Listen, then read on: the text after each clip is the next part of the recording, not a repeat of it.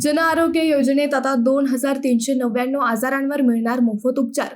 हृदयविकार, कर्करोग, मूत्रपिंड, यकृत प्रत्यारोपणही मोफत. एकीकडे आरोग्य खर्चाचा वाढता भार आणि दुसरीकडे गंभीर आजारांची भीती यामुळे सामान्य नागरिक हवालदिल होतो. पण आता आयुष्मान भारत, प्रधानमंत्री जन आरोग्य योजना आणि महात्मा ज्योतिराव फुले जन आरोग्य योजनेअंतर्गत मोठी सुधारणा करण्यात आली आहे.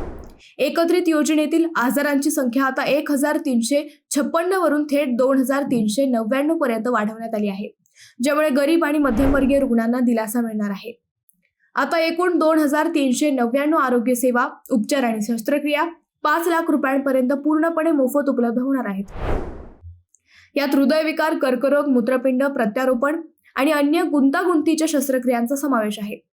विशेष म्हणजे योजनेच्या लाभार्थ्यांसाठी 5 लाखांपेक्षा जास्त रकमेच्या अवयव प्रत्यारोपणाच्या उपचारांसाठी शासनाकडून विशेष कॉर्पस फंड निर्माण केला जाईल. त्यामुळे महागडे यकृत, हृदय किंवा मूत्रपिंड प्रत्यारोपण करण्यासाठी आर्थिक मर्यादा अडथळा ठरणार नाही.